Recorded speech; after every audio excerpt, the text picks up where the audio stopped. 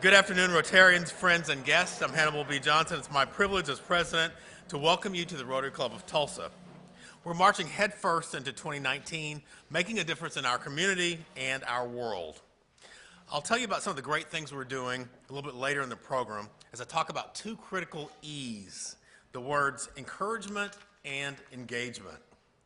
But now let's get things rolling. If you haven't already done so, please take a moment now to silence your phones. Thank you. And let's begin our program with the invocation from Diane Peacock, followed by the four-way test and pledge from Vic Bailey, and visitor introductions from DJ Morrow Ingram. Let us bow our heads. Dear Father, thank you, thank you, thank you for our lives, this day, our club, and for our speaker, Brian Kurtz of the city of Tulsa. Give us strong hearts filled with wisdom, courage, and compassion, no matter what faith we profess. In this time of divisions in our country, let our club be an instrument of unity as we ask, is it the truth? Is it fair to all concerned? Will it build goodwill and better friendships? Will it be beneficial to all concerned? And as we pray individually and collectively, give us discernment. Let us look beyond ourselves and our circumstances to see our fellow man as he and we are. Not perfect, not all-knowing, but striving to live also in this country, the United States of America. Let us not leave this world as members of the Rotary Club of Tulsa without great confidence that we as Rotarians helped other lives be better. Help us to keep our mind in lofty thoughts and look for the good of the circumstances with which we have been presented. Again, thank you for this day, its fellowship, and our food. These things we ask. Amen.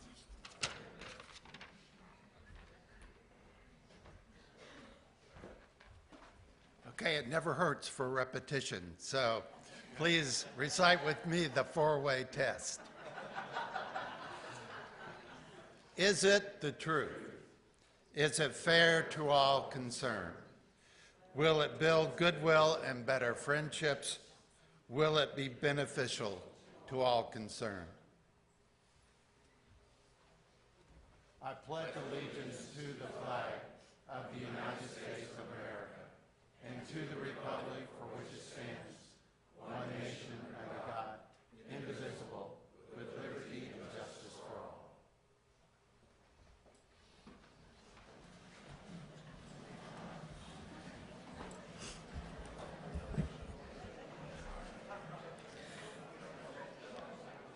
Good afternoon. We're glad that you could join us on this chilly day. We're going to first introduce our visitors, and I'd like to ask that you refrain from applauding until we have introduced all. When I announce your name and your host's name, please both of you stand up so we can get a good look at you. So first, Care Gay Neal has Jamie Cox, and I am so sorry, I know it says retired from Cimarex, but I can't read the rest of what it says. Ah, former Rotary member, okay. Sorry. Our speaker has a guest, Brian Kurtz with the city of Tulsa. Brian? Oh, I thought they meant you had a guest. Well, we'll introduce you more later, so never mind. Forget that. My apologies, I misunderstood. Michael Turner has Brent Montgomery and Ann Ghostbear from Southern Nazarene University. Thank you. And now we can give them all a welcome. And we have a few visiting Rotarians today. From Bristow, we have Mickey Moore. Hi, Mickey. We have from Sand Springs, Harlan Pinkerton. Hi, Harlan. And from Will Rogers, we have Mark Youngblood. Hi, Mark. And with the Rotaract, we have Jessica Carney. Jessica. Hi, Jessica. So, thank you all. We hope you'll come visit us again and consider us when you're looking for a club to join. Thank you, Diane, Vic, and DJ, and a special thanks to this week's meeting sponsors. They are Spirit Bank, Rhonda Hayes, Southern Hills Veterinary, Rod Robards, Key Personnel, Stan McCabe, Upshaw Johnson, Katie Johnson. I mentioned previously that I'd touch on encouragement and engagement today. So let's chat first about encouragement, about how we can help one another be the best that we can be.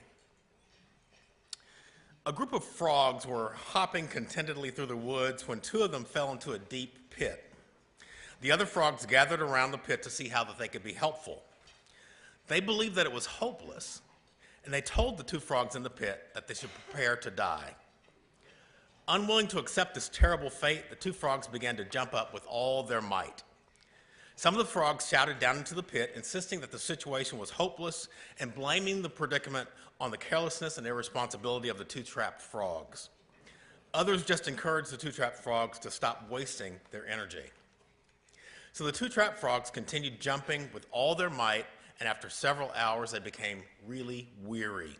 And finally, one of the trapped frogs heeded the cause of his fellow frogs. Exhausted, he laid down at the bottom of the pit and died.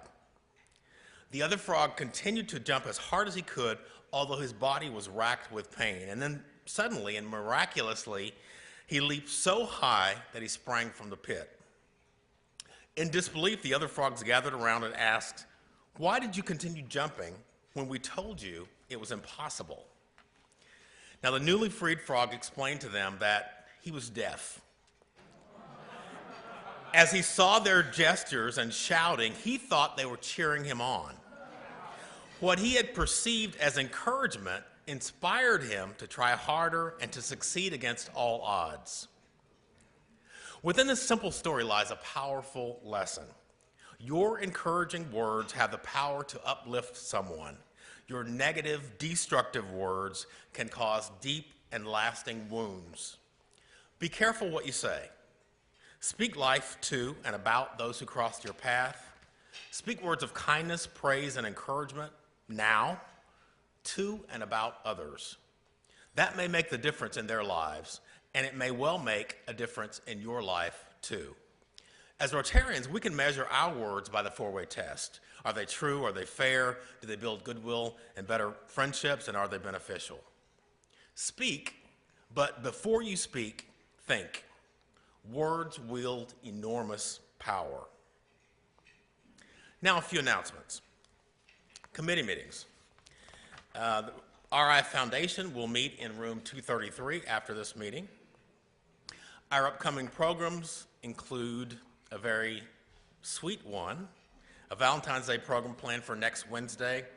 Chief Chocolate Officer Bill Copeland from Glacier Confections will be our speaker. Glacier Confections chocolate has been called food for the gods by the Chicago Tribune. The Food Network hailed Glacier Confections as producing one of the best chocolates in America. Also next week, Tulsa Opera is going to treat us with a special performance from The Little Prince, which is an enchanting tale of adventure, friendship, and love. So you want to bring a guest to our program next week. We extend our deepest sympathies to fellow Rotarian Paula Wood on the passing recently of her mother. We also extend condolences to the Heiliger family on the passing of longtime Rotarian Larry Heiliger. The Rotary Cares Committee has sent condolences cards on behalf of the club, and please keep both of these families in your thoughts and prayers. Volunteers are needed for the medical supply workday on Saturday, February 16th from 8 to 12. Some of you have asked, what is MSNI Workday and what will I be asked to do? Please direct your attention to the screens for a brief video. My name is Vijay Lively. I am the director of the Rotary District 6110 Medical Supplies Network. This is a picture of our district. We cover 4 states. We have about 80 clubs in there in our district with about 4,300 Rotarians. And I have a Rotary Club, the Tulsa Sunrise Rotary Club, working on taking the vitamins out of the bottles, and we're going to package them up. And then when Dr. Foley, another one of our Sunrise Rotarians, goes over to Togo for a mission trip in June, they'll be hand carrying these in their suitcases into the country. Come on, we'll show you what we're doing with them. This is our warehouse where we have volunteers who come in every Saturday and sometimes through the week. They may be Rotarians, they may be non-Rotarians, so we're looking for civic groups that are looking for a service project. Essentially what they're doing is they're taking the vitamins. There's 4 vitamins to a bottle. They're taking the vitamins out, we're dumping into a big thing, and we're also going to ship the empty bottles to various places throughout. But these are all Rotarians from the Rotary Club of Tulsa Sunrise. It's a Rotary Pill Party for a bunch of Rotarians that want to do good in the world. So we're going to send pills out to all over the world for mothers who need to take vitamins. We are having absolutely a blast. We get to wear head bonnets and masks and gloves, which we don't normally do since we're lay people and not really physicians or nurses. So it's really a lot of fun to do that. We enjoy it a lot. I'm Bill Bowen. I'm an emergency department physician at St. Francis Hospital. And this morning we're at the MSNI headquarters here in Tulsa. We are packing vitamin pills, several thousand of them, to be sent to third world countries. The vitamins will be, they're prenatal vitamins, be given to pregnant women. They are high in iron and folate to help women give birth to healthy children without spina bifida. And this is an ongoing project. These are going to Honduras and Togo, but we have projects going all over the world. We're having a great time. This is what Rotary is about. It's the fellowship, and it's seeing people, and there's no pressure from work. We're just doing things to help others, and that's the credo that Rotary lives by.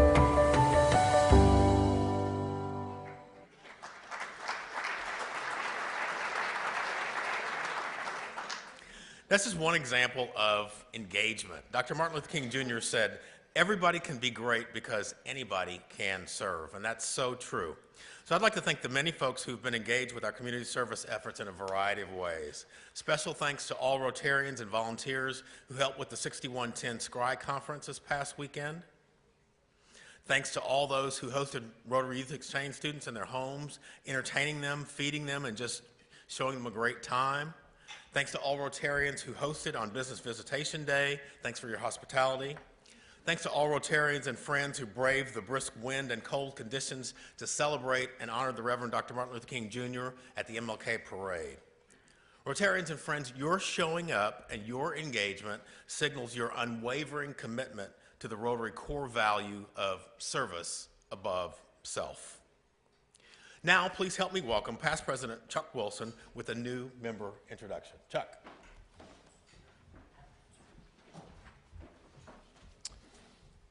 I am privileged to serve as membership director this year. Thank you, Mr. President, for asking me to do so. And I'm getting ready to introduce our 30th new member this Rotary year. We have 5 more new members in the wings, and they are all outstanding, just as the one I'm getting ready to introduce to you. On behalf of the membership committee and our board of directors, I am pleased to introduce to you our new member, Erin Davis. Standing with Erin are her sponsors, Paula Wood and Ed Hicks. Erin serves as the Tulsa Program Director of Leading Educators, providing professional development to advance Tulsa Public School teachers' leadership skills and opportunities. She began her career in education as a part of the inaugural cohort of Teach for America in Tulsa after receiving her bachelor's degree from The Ohio State University. Now, guess what school she taught? Oh no, that's terrible grammar. Guess what school which school she taught? Now I can't use, I'm trying to end an at and I can't do that. My wife would just kill me. So, what school? I'll let you guess. Celia Clinton. I think this is the first person to join our club that was a teacher at Celia Clinton. Holy cow. Not only that, guess who was her mentor in her classroom? Judge Hicks. There you go. Man, oh man. Okay. She earned her master's in educational administration, curriculum and supervision from the University of Oklahoma and is currently pursuing her doctorate. In her spare time, Erin serves as a mentor with Resonances Choosing to Change reentry program for incarcerated women, volunteers as a buddy through Reading Partners, and is also a board member of the Urban Coders Guild, a nonprofit organization that provides underrepresented students with training in design thinking and entrepreneurship. Are you starting to think Rotarian here? As I read it? Okay. Erin has spent a decade working for education equity in Tulsa and hopes to continue to invest in the Tulsa community by finding innovative ways to improve all students' access to educational opportunities. All right, a little known fact. Born and raised in Vermont, one of the first Vermonters I've met, which is the home of Ben & Jerry's ice cream, Erin's parents had the very first Ben & Jerry's ice cream wedding cake after her mom made a special request at the original Scoop shop, which was housed in a garage in downtown Burlington. On top of that, her father is a past president of Rotary. Will you please stand and welcome Erin to our Rotary Club?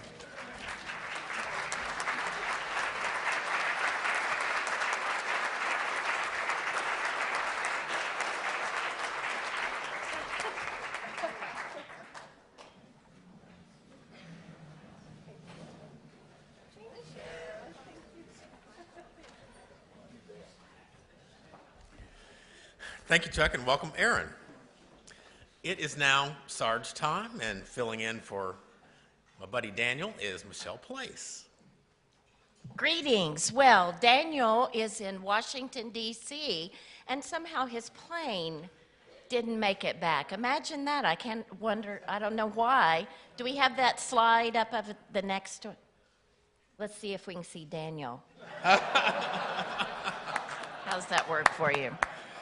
So we expect him back soon, but I don't know when that's going to happen. So again, as President Hannibal alluded to, thank you so much to Rotarians who are visible in our community this week. We don't really have any paid fines, but let's go to the next ones. Can you? Okay, keep going. One more. Okay, and just scroll through those as I talk. So thank you to all of those Rotarians who came out for the Martin Luther King. We kept trying to take a group shot and get everybody in, but more people kept showing up, and then they would come and stay. So we hope that you will join us next year on the corner of Greenwood and Archer. We're going to be back there again behind the banner. And it was fun to also see some of our fellow Rotarian club members in the parade. So that was a fun thing to be able to greet them. Also, thank you to those who hosted kids in their home. What a great impact on them, and we can only imagine how that will touch future lives. I know I had the pleasure to host a number of Rotarians at the Historical Society Museum. Our group picture is back there. And so we know that that was a fun thing, certainly for us to host and then to invite you. Okay, I'm going to put my other hat on now and come to you as a member of the Diversity, Inclusion, and the Social Committee of Rotary.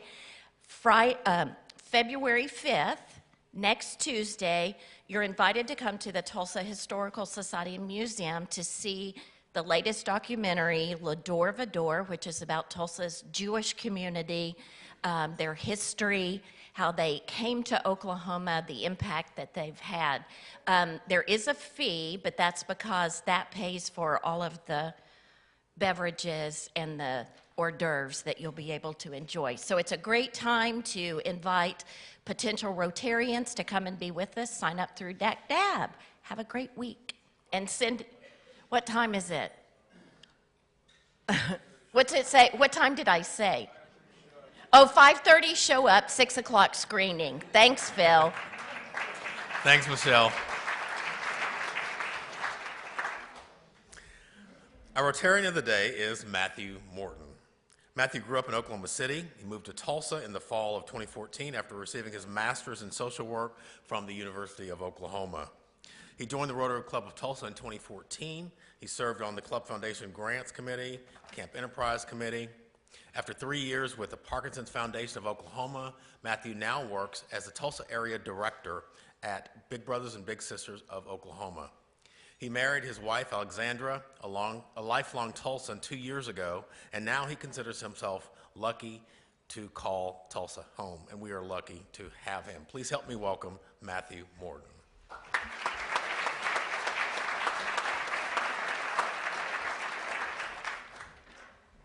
Thank you, Hannibal.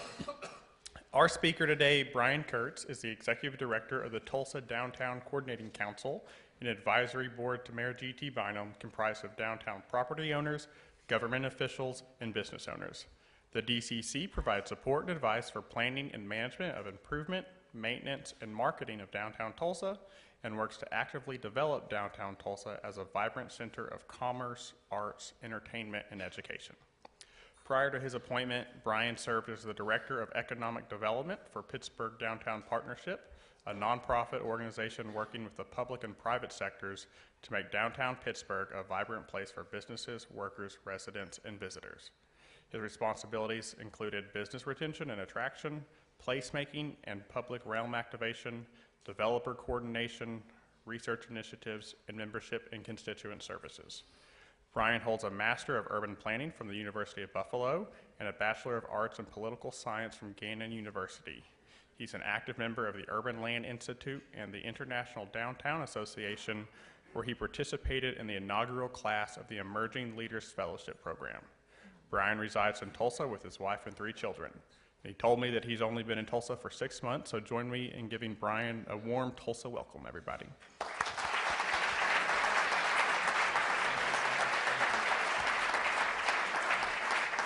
Thank you, everyone. Thank you. Good afternoon at this point in time. It's a pleasure to be here. I really appreciate the opportunity to come and share a little bit about myself and downtown with the Tulsa Rotary Club, the Rotary Club of Tulsa.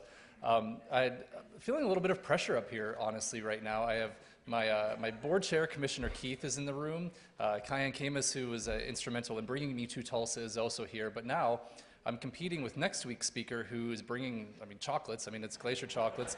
And now I'm also not sure which which frog I'm going to be at the end of the day here. If I'm going to be lying on my back or jumping up with everyone screaming at me. So we'll see. But again, thank you so much for having me here today. I have a little bit of experience with Rotary. I have spoken to the Rotary Club of Pittsburgh before. It's actually one of the older Rotary clubs in the entire country. I want to say it was in the teens, its creation. And recently, about 1.5 years ago, I was able to be an honorary flag ambassador, taking one of the downtown Pittsburgh Rotary flags to Dalian in China, the Liaoning province. Their Rotary chapter, my college roommate and best man, is one of the founding members of that chapter, and it's the 8th chapter to be established in the entire country of China. So I was able to take a Pittsburgh flag to China and a China flag back to Pittsburgh. And on top of that, my wife's great uncle was president of Rotary International back in the late 1980s as well. So there's a great tradition of Rotary in my wife's side of the family. So again, such a pleasure to be here. Wanting to talk a little bit about myself, my background, what brought me here to Tulsa, and then the things that we're working on in downtown going forward. Excuse me. And as Matt mentioned, I spent the last 7 years in Pittsburgh working for the nonprofit Business Improvement District that managed downtown from a maintenance, a safety, security, placemaking, programming, and public activation standpoint. And the goal is to bring some of the activities that we worked on in Pittsburgh and what we see as best practices in the industry of urban place management to downtown Tulsa. The Downtown Coordinating Council, the organization of which I'm the executive director, was established back in 2009 to be the steward for the maintenance portion of the Stadium Improvement District Fund. So the Stadium Improvement District is essentially a 6 cent a square foot assessment on all property in downtown that in part pays for the debt on the One Oak Field, and the remaining portion of it goes to the DCC for the maintenance and service provisions within downtown. And our goal is to be a really great steward of that and to ensure that we're providing the correct services, the service level of delivery that we need to make this a shining, glowing, and a vibrant place for people to live, work, and play on a daily basis. So The council itself is comprised of downtown property owners, business owners, retailers, restaurateurs, hotel operators, and other stakeholders. It's about a 20-person group that's a recommending board to the mayor on how that improvement district, how those improvement district funds are spent. So I wanted to start off with just a picture that you see on the screen right here today. Who likes that picture? I took it, so thank you very much. I guess, what is good about that picture? It's balanced. And maybe less about the picture, but about the subject itself. Yeah? Perfect. So what's maybe a negative about that picture? No people. Exactly. So if we're talking about downtown urban place management, the role of an entity like the Downtown Coordinating Council, it's about people, it's about place, and it's about that magic space in the center of it. So who was at the Tulsa Chamber annual meeting about a week and a half ago? So David Stratton, who was up there, I think set the bar really high for a professional talking about their children and involving their children. So I'm going to try and do it in a little way here. That magic, that little area in the center of this Venn diagram, my 4-year-old daughter is in love with unicorns right now. So anything that involves magic, anything that's really special is a unicorn to her. We read about unicorn books all of the time. So we see this center area as the unicorn of downtown. It's the intersection of people and place and the importance of relationships between people and place. And that's exactly the role of the Downtown Coordinating Council historically, and then where we're shifting to going forward as well. The role of place in an environment and the role that people play in that place is something that's incredibly important. And there's another example of that here in Tulsa that I think should resonate with a lot of people, the gathering place. When you take an aerial view of the gathering place, and this is a picture that I found online before it was actually open, I've never seen it like this since then because it's always full of people. And why is that? There's something about the intentionality about the design that no corners were excuse me, no corners were, what's the word I'm looking for? What's the saying I'm looking for? No corners were left unturned, or no stones were left unturned, no corners were cut in this. No stones were left unturned in the creation, in the design of this place. That it was created and designed with incredible intent with the way people maneuver and interact with this space and the place itself. It's about the design of the buildings, the built environment, but also the natural landscaping around it, and the way that the natural collisions happen between people, between place, and between people of different backgrounds and socioeconomic statuses, and diversity and inclusion. It's an incredible place to experience all of those things. It's a place where people feel comfortable relaxing and sitting on a rocking chair in the afternoon, and a place where you can eat lunch, enjoy an ice cream cone, enjoy a cup of coffee, mix and mingle with your closest friend, or meet your new closest friend who could be a complete stranger. And those are the exact types of collisions that we want people to experience in downtown on a regular basis. The design of this place is incredibly important. That the attention to detail with the kind of within this lodge itself, the views of the vistas and the way that the sun sets when you're looking into the place.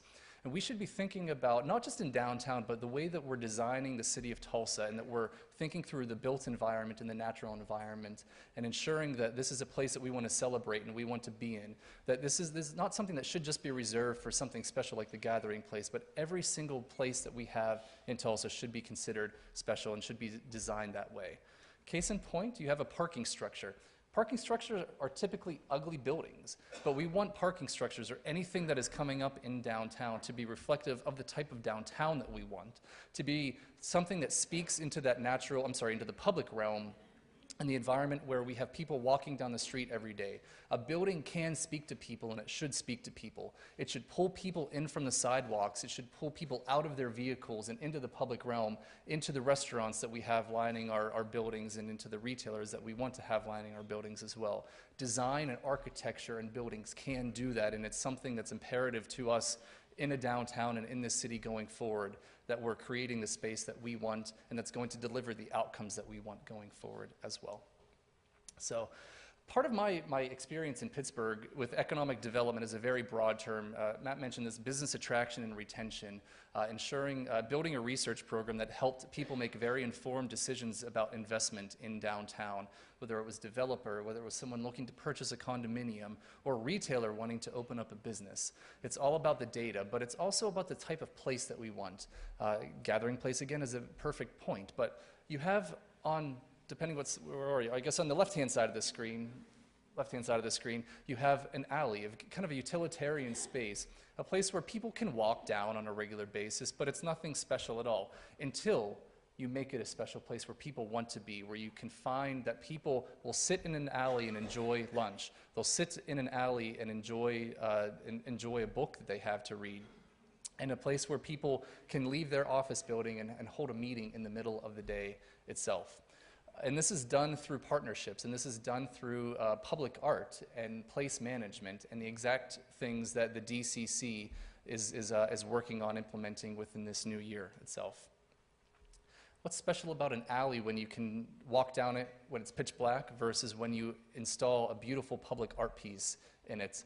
It's actually, the piece itself was recycled from another art installation, a temporary art installation on a bridge, and we pulled it down and had it recommissioned into this public art that pulls people into an alley that connected two kind of separate parts of downtown. You had Penn Avenue, which is just a really dynamic street with a ton of restaurants, and then Liberty Avenue on the side that we're facing right now that was struggling to get a grasp of what it wanted to be, what its identity was. And now you had this light pulling people into the alley to experience the restaurants and the retailers that were on the other sside of that street.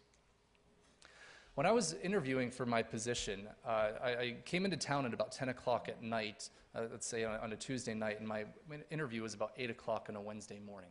Didn't have much time to experience Tulsa, have never really been here before, so I got up really early and decided to take a run around downtown just to immerse myself and have a little bit of knowledge before going into the interview. And that run, about 20 steps into it, turned into a walk because I was stopping every 5 feet taking a picture of something in downtown, the beautiful architecture that we have, and the beautiful buildings and spaces. And I was just struck by the beauty of this alleyway right here. And who thinks that's a little bit weird to say somebody is struck by the beauty of an alley? Who has walked down the alleys in downtown? Okay. I think we can all agree that we have a lot of work to do. But the beauty of this alley, you have a beautiful Art Deco building on one side, actually on both sides. The articulation of the fire escapes, of that, the structure of the bridge that's going overhead as well. Just something really catching about that space. It's okay right now, it looks nice right now, but thinking about what it could be and ways that we can pull in public art. That there's a need to light alleys. But going back to what I said before, we don't want to just focus on utilitarian lighting or those big industrial lights that are going to cast a blue or an orange glow out into the street. We want something that's going to be creative and be inviting for people to experience and walk past and be a destination for people who are not currently coming into our urban environment. Something like this that literally pulls people into it. There may be a bit of an issue with getting a dumpster back there, kind of going through that toothbrush comb or the brush bristles. But it's something that we can call upon and be inspired by the works that other people are doing and be very creative with the way that we're thinking through our public realm in downtown. And public spaces, we have many of them in downtown that in my short 6-month tenure here, I find to be a bit underutilized. And thinking about a public space, and again, going back to the gathering place where there's really never a space that is empty in there. And why is that? It's programmed, it's inviting, it's comfortable, it's kind of flexible, and you have the ability to move furniture around the way that you want it to, and without fear of somebody coming up to you and saying, don't move that bench, don't move that chair. And when you have a public space and bring in color and bring in activity and bring in a place where people just want to sit and just want to be, and turn it into a place where people want to do yoga. You bring out 400 people on a Sunday morning for free yoga, reducing barriers of entry to someone who may not want to spend $20 or may not have $20 to have an active or healthy lifestyle, and may just want to try it out, but also the ability to do so in the middle of your very dense downtown area. A night market that we have a downtown right now that doesn't have a ton of retail, and that's something that we need to work on and we will work on. But what are ways in the interim before we get a tenant to sign a lease? What are ways that we can introduce retail and commerce to downtown and introduce downtown and its users to businesses and people who may have never thought of downtown as a place for their business to be? And doing so, popping up into one of our underactivated and underutilized spaces, a night market that brings in food, brings in retail, brings in the same things that people love at Mother Road Market and people love at our other destination districts around downtown, around the city of Tulsa itself. The Rotary Plaza over in Williams Green and Williams Plaza, I know it's a place where people in this room are very familiar with. And to see it, to walk past it every day, I live in downtown, so I live about 3 blocks away from our office in City Hall. I walk through this plaza at least twice a day on my way to and from work, if not more. And to see it just sitting there relatively empty. And when my family and I moved to Tulsa, we were actually living out of the Hyatt for a few days before our house arrived, before all of our items arrived in a moving truck. And to have that big backyard in the middle of downtown, but to see the really lack of people utilizing it. And it goes back to the lack of programming, the lack of flexibility, and the lack of people, the lack of things to do out in there besides just kind of sit in a barren and a somewhat barren space. I'm also learning, and I also learned very quickly what temperature and what sun does to an outdoor environment in a place like Tulsa, where in Pittsburgh, temperatures will get up into the 90s with humidity, but Tulsa heat was like nothing I've ever experienced before. So this is certainly something that we're going to need to figure out ways to be creative. And maybe it's that the outdoor calendar and outdoor time frame changes a little bit in Tulsa, and it becomes more of an April to a June, and then late August or September through the end of October. But there are ways to be flexible with the way that we think about the utilization of our wonderful places. Parking lots. Downtown Tulsa has a ton of parking lots. It was one of the things I was most taken aback by during my first introduction here. And parking is something that's needed. It's a necessary evil in many ways. But parking lots are not the highest and best use for real estate, especially in a dense urban environment. And we want what we have as surface parking lots to be turned over into high utilization, high impact projects. And I know that there are a number of them in the works right now. But what can happen in the interim? Taking a parking lot and again introducing things like commerce into it, a market that as you have it filled with thousands of people and different vendors, people walk by and think differently about the utilization of that space, that it's a parking lot that's been nothing but a parking lot for 25 years. And this one time you have a person walking by and stop in their tracks and say, what is going on here? It helps think about the potential that we have for not only that parking lot, but the different spaces and the different places that we are working with in downtown. Set it up for a communal dinner where people from all walks of life gather and come into a space and set up a long community table for 50 to 75 people and introduce the growing cuisines that we have in downtown, the number of growing chefs and restaurants that we have, showcasing them to people who may not have come into downtown but for this very specific and fun event. Then other outdoor spaces. What are ways that we can bring more families and cater to families either like myself who are living in downtown or people who are visiting downtown and create play spaces out of the empty spaces that we currently have today. Introducing things like mini beaches or mini sand pits in the middle of an urban environment. Something creative like this is a sculpture in a park in New York that is actually the artist itself has been commissioned to replicate this in a number of other communities around the country. But play spaces don't have to be a plastic or a metal swing set. Play spaces, much like we've seen over at the Gathering Place, can be something extremely extraordinary and special and can be installed in an empty parking lot or in an underutilized space, whether it's a Williams Green, a Chapman Centennial Green, or elsewhere. And then on-street parking. We need on-street parking. We want on-street parking to turn over.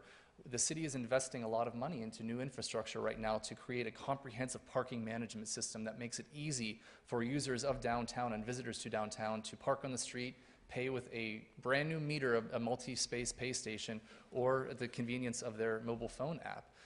But also, parking spaces can be a way to introduce new green spaces. This was an event that we did back in September called Parking Day that celebrates introducing new public parks into urban environments where we take over a parking space for just one day and turn it into something fun. And we laid down fake grass, pulled in some landscaping, had some games out there, and welcomed a couple of hundred people into something that they never experienced in the heart of downtown Tulsa before. And this is something that we want to replicate in 2019 to be more comprehensive and go beyond just the beyond just the Downtown Coordinating Council, to have businesses take part in this as well, design their own spaces and their own parking spaces and make it accessible for fun, for people.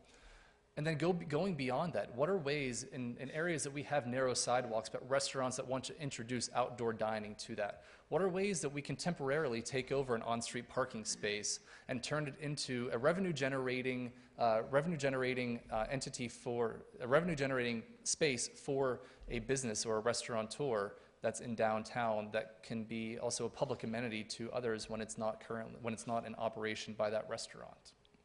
So a lot of opportunities to really think through ways that we are going to work to make downtown a really special place.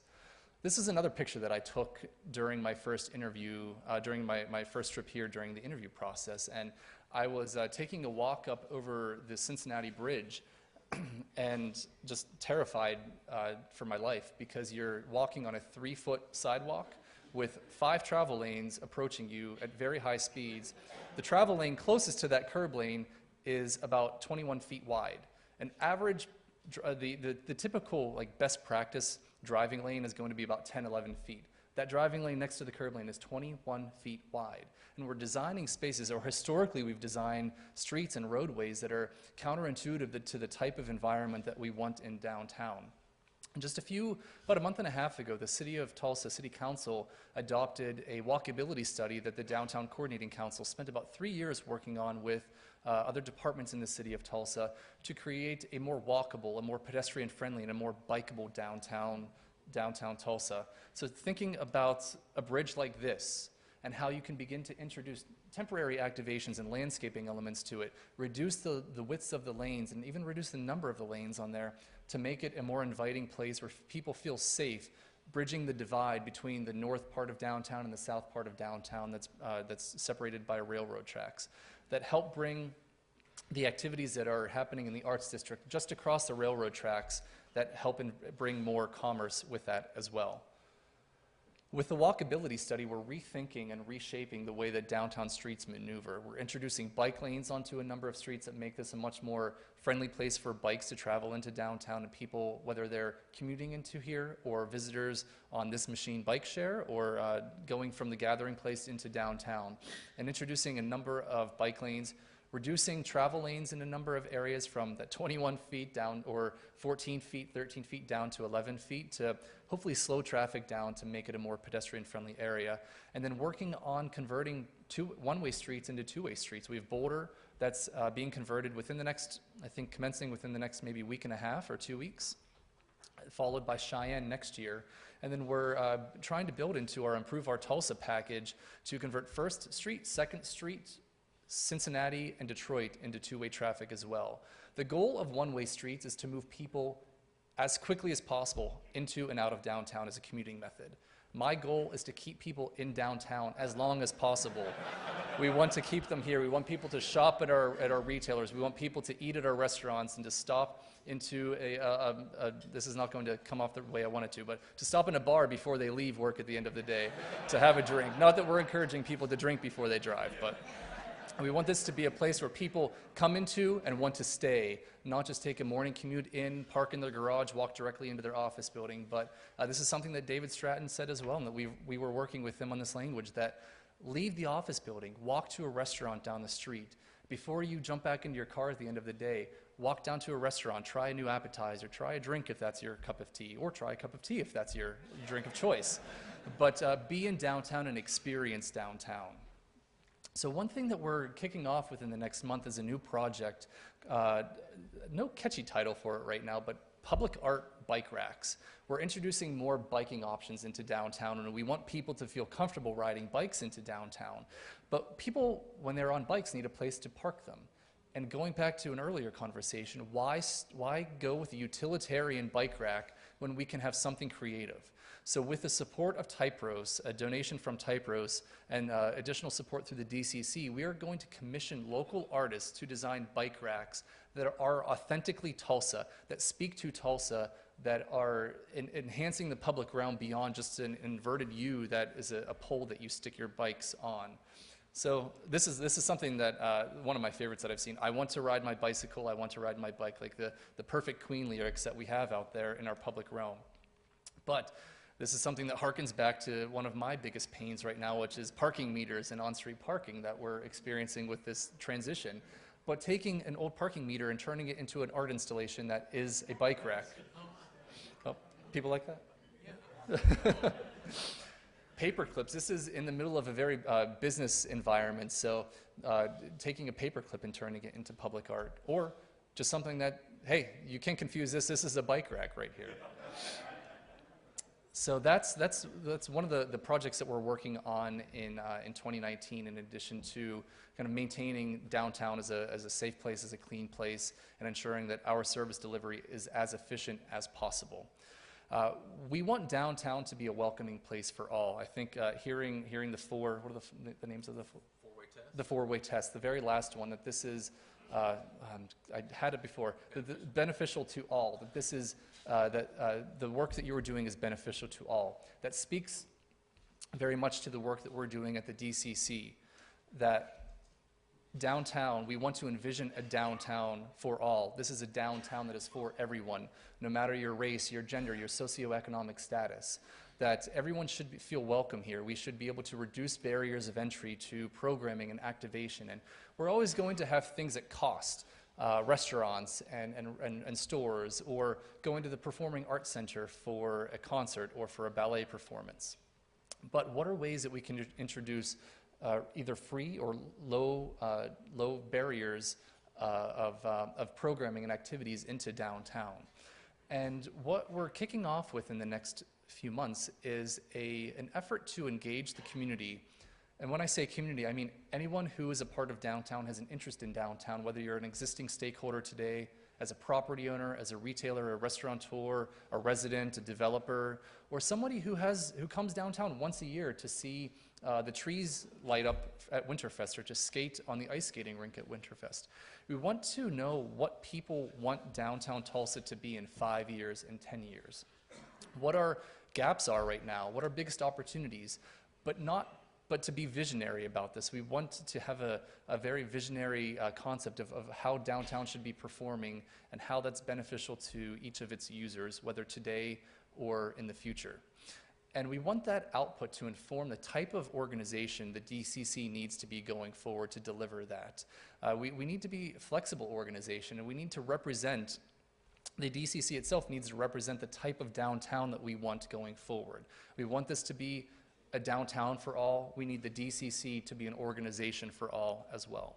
And that's something that as a group of Rotarians, as a group of stakeholders, everyone's going to have a stake in voicing how downtown should look going forward, and what type of downtown we want to have. So I'm excited about the prospects of it. I'm honored to be here today. I'm honored to be a part of Tulsa and a part of this community. And I'm so excited to really get to work and help deliver a downtown that we can all be proud of going forward. So I would love to just open it up to any questions that folks would have. Either for me about downtown. There's a microphone right up here in the front and a microphone in the center of the room. If you wouldn't mind making your way over there, we can answer a few questions. I think we have about 5 minutes. This is a question that's kind of near to my heart. Sure. So I'm going to ask it. Tulsa's biggest asset is the Gilcrease Museum, which is very near downtown Tulsa. I just wondered if you might have any plans for including the Gilcrease Museum in downtown development. Sure. So the museum building itself, I think it might be a little bit difficult to pick up and move into downtown, especially with their large project. But as we're thinking through public art, as we're thinking through ways to activate the public realm, the Gilcrease Museum and all of our museum assets in Tulsa should be a part of that. And what I didn't mention about this public art bike rack project is this is not something that's only going to be led by the DCC. We're going to form a curatorial committee of art experts, because an art expert I am not. I know what I like and I know what I don't like, but that doesn't really help the public realm, and that doesn't help the public with public art. So there's certainly room for entities like the Gilcrease Museum and the Philbrook that already has a presence in downtown, and even the Children's Museum that's just kind of on the outskirts of downtown, to play a role in the future and the programming and the public art and the ways that we bring people in and activate and program our spaces. Thank you. Yeah, you're welcome. What other questions? What's going to happen to all the dumpsters? Are you talking about the alleyways? Yeah, so we're going to get rid of every single dumpster in downtown. Yeah. All right, I guess my work is done. But so when you're thinking about alleyways and introducing public art into them, dumpsters, there's still a utilitarian function that needs to occur in an alleyway, especially the ones that are adjacent to businesses and restaurants and hotels. And those don't go away, but we can be more efficient with the ways that they're kept. We can even go as far as painting and decorating a dumpster to make it look better than it currently does. But it also comes down to working with the property owners, the business owners, and the waste haulers themselves to ensure that dumpster pickup is as frequent as possible to ensure that they are not overflowing and becoming a nuisance. And then working with them, with the businesses, to find ways to consolidate dumpsters, that if you have 18 businesses along an alleyway, do you really need 18 dumpsters? Or the ways that we can combine dumpsters into a compacting dumpster, or at least a number of communal dumpsters that can be hauled at a more frequent pace. So they won't go away, but we can be more efficient with the way that we manage dumpsters and manage cleanliness. Yes, ma'am. Two things. One, are you interested in an urban environment where entertainment is more the point and retail is incidental because of the difficulties in retail today that they're facing? Yeah. And second question is, we were all impressed with your Rotary credentials. Has anyone ever asked you to join Rotary? If not, we're asking now. So starting with the first question about entertainment, the kind of juxtaposition between entertainment and retail, knowing the environment that retail is in, that brick and mortar retail is in right now. And no matter what we see and read across the country, brick and mortar retail is not dead by any means. Retail that does well is experiential retail, and it's a type of retail environment that you can walk into and have a certain experience with, and feel like you're walking out with kind of a lifestyle choice rather than just a product itself. And that could mean that if folks are familiar with like the Warby Parker or Bonobos types of stores, that they started off as online retailers and they become brick and mortar, essentially fitting room shops that you walk in, try on a pair of glasses, try on an outfit, or get measured for an outfit, place your order in there, and you walk out with nothing. You walk out, and about 2 days later, your package, your glasses, or your clothing items show up at your front door, or wherever that may be. And that's certainly, experiential retail is the future of retail. It's the retail of today, and that certainly is something that we need to be looking at. But it's not an entertainment or a retail. It's ways that we can combine retail, entertainment, music, art into an overall experience for downtown that's unforgettable for people. Oh, the second part of the question, I almost forgot. Yeah, I know people are very interested in that, so we can talk about it. Daniel. Hey, Brian. Thanks again for the great presentation. Appreciate showing a beautiful parking garage on screen. Really appreciate that. So, having served on DCC, I know I've brought this idea to you, and I was just curious if there's been any traction. Downtown, I'm familiar with Public Safety Ambassadors, the impact team. Safety and security is obviously a paramount issue for, we just did the intercity visit down to Fort Worth, and they had a great presence there. One of the ideas I had that I kind of pitched back and forth, wanted to know if there was traction on, was having a different kind of interaction between that security force and the citizens that they're serving. We talked about having mounted police, somebody on horseback that rides around, is more of a presence, but also a different type of engagement. Do you know if there's any thoughts? Sure. Are there media in the room? Yeah, okay, awesome. So, what was that? All right. Gotcha. All right, so next question. Just kidding. So a large part of my 6 month on the job have been looking at the way we, being the DCC, but also the City of Tulsa, have been providing services in downtown. And it was very apparent at really first couple of days and weeks on the job that the way we've been going about public safety in downtown does not reflect the type of downtown that we have today or the one that we have going forward. So there have been a number of adjustments that I can't go into detail right now, a number of adjustments into the type of policing that we have, and there are going to be even more that are going to be more apparent in the next couple of probably weeks or month or so. But we were very proud of the city to launch and open the Downtown Public Safety Hub at 416 South Main Street, right across from the new Price Family Properties parking garage. And it's an area where our downtown impact team of 5 dedicated officers and 1 supervisor can base their operations out of every day, rather than beginning their day at the Gilcrease Division, which is about 3 hours. I always do that. 3 miles outside of downtown. And this allows them to start in downtown and to process paperwork, to process incidents in downtown, rather than making that 3-mile trip, I guess 6-mile round trip back and forth. But whether it's our PSAs, we've been ensuring that our PSAs are out of their vehicles, interacting with individuals, especially vulnerable individuals at this time of the year when it's cold outside, ensuring that we are a presence on the sidewalk outside of the vehicles. And the police, that's going to be the same case with the impact team too. Once we see the weather transition, you will begin to see more officers on bicycles, on segways, and out of the vehicles interacting with more people. And I can't wait to talk about more of that a little bit down the line, very soon down the line. I know we have about, I think time to go. Sorry, Commissioner. Yeah. You can talk to her later.